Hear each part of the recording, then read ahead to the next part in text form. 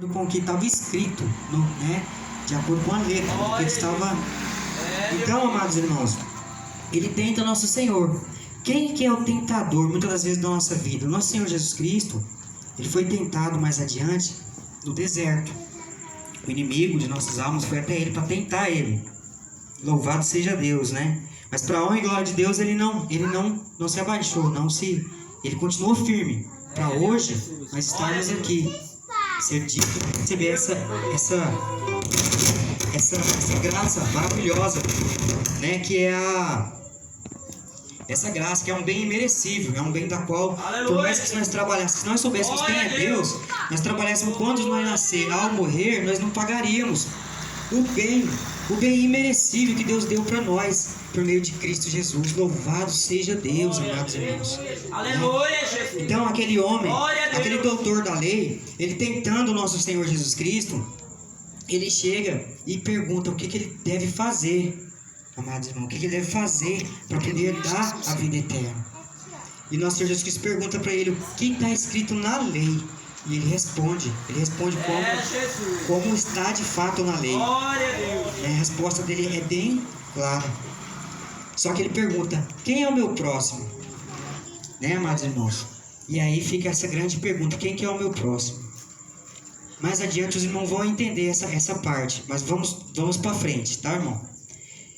Então Jesus Cristo começa a falar por meio de parábolas, começa a explicar, né, sobre esse salteador que veio e espancou um certo homem, né? E ele caiu, e ele ficou caído e precisava de ajuda. Quantas vezes nós hoje, irmãos, nós estamos caídos muitas das vezes, e às vezes infelizmente, dentro da própria igreja, muitas vezes os irmãos não nos ajudam. Nós não devemos fazer isso, irmãos. Nós devemos ajudar os nossos irmãos, porque hoje nós estamos nessa graça, e hoje nós somos membros do corpo de Cristo. E como membro do corpo de Cristo, nós temos que falar a mesma língua, o mesmo foco, que é Cristo Jesus, para a honra e glória de Deus. Como pode eu, por exemplo, dizer que gosto do meu irmão, que amo ele, né? Aliás, que amo Deus e odeio o meu irmão, sendo que eu posso ver, e Deus é uma luz inacessível da qual nós não podemos ver. Né, amados irmãos, veja bem.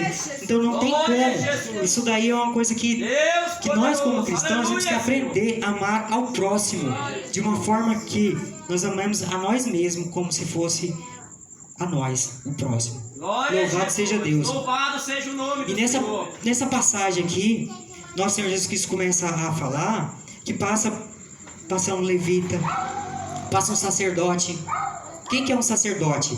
Um sacerdote hoje é como se fosse nós, nós que seguimos o sacerdócio em Cristo Jesus. Mas naquela época, como Cristo ainda não tinha consumado, não tinha sido crucificado, a graça não teria sido dada ainda, para a honra e glória de Deus, o sacerdote era aqueles povos de Israel, da qual, né, serviam ao Deus Todo-Poderoso, ao nosso Deus, o Deus de poder e de glória, que era um povo separado, era um povo diferente dos gentios, que era um povo da qual estava predestinado a essa graça, da qual você hoje talvez nem se faz parte desse povo, biologicamente falando, consanguíneo, com sangue, mas hoje vós foi abundado a graça, para a honra e glória de Deus.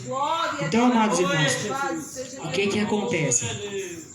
O sacerdote passou e vendo ali, talvez aquele homem ali todo espancado, meio morto ali, quando ele olhou e viu ali, de repente falou: um sacerdote, ele vai fazer algo por mim, ele vai me ajudar, ele vai me dar um socorro. E ele passou de largo. Então, mais adiante veio um levita.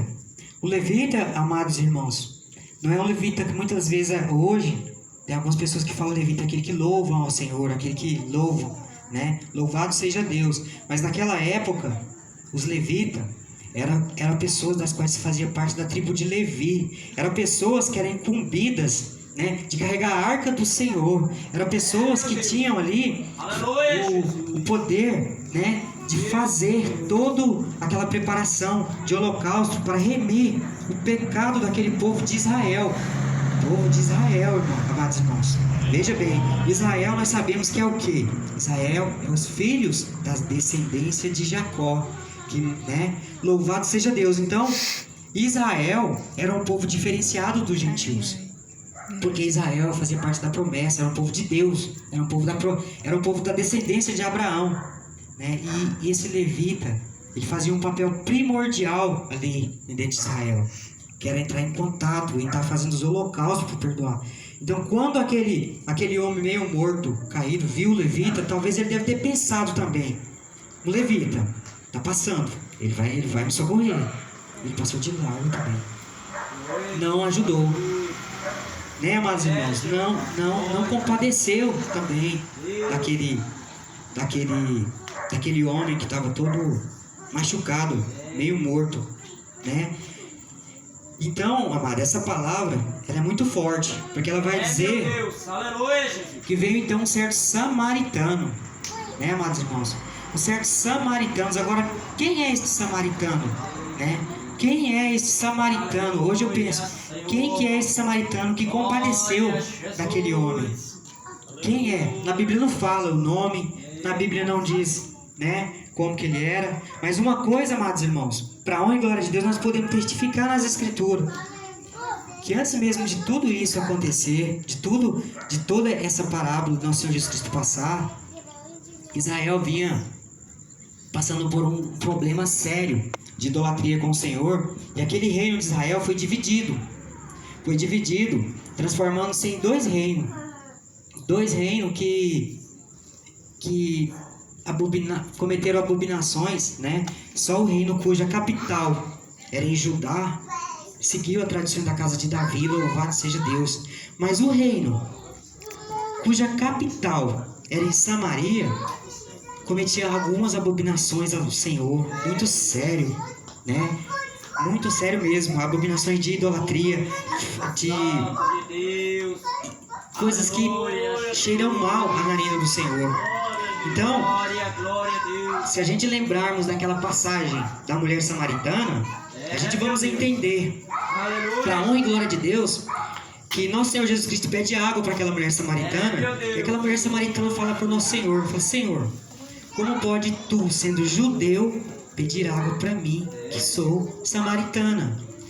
E a Bíblia vai dizer que os judeus não se comunicavam com os samaritanos, né? A gente já vê que essa intriga já vinha antes da separação.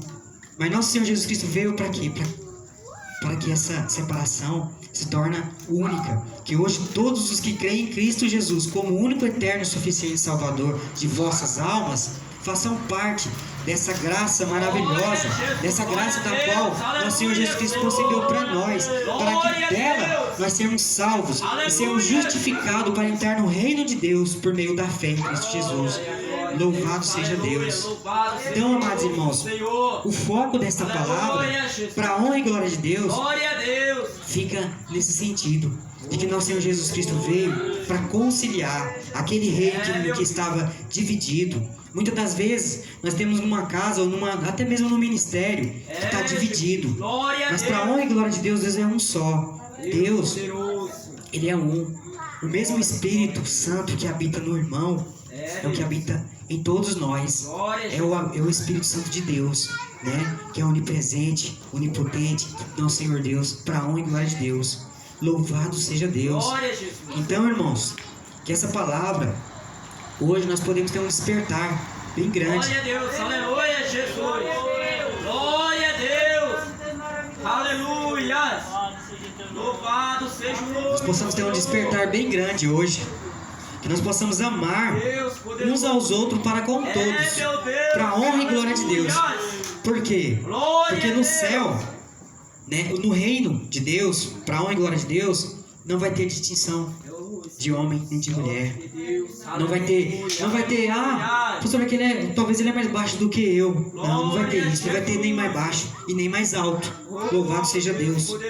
Então, para a honra e glória de Deus, nós devemos começar de agora, né, amando-nos uns aos outros de todo o coração, para que Deus, né, possa nos olhar possa nos contemplar, possa muitas das vezes derramar sobre nós cada dia mais ainda as suas bênçãos sobre nós, para que o nome dele seja louvado, seja engrandecido e nós sejamos um povo na qual sejamos dignos de entrar no reino de Deus, para a honra e glória de Deus, amados irmãos.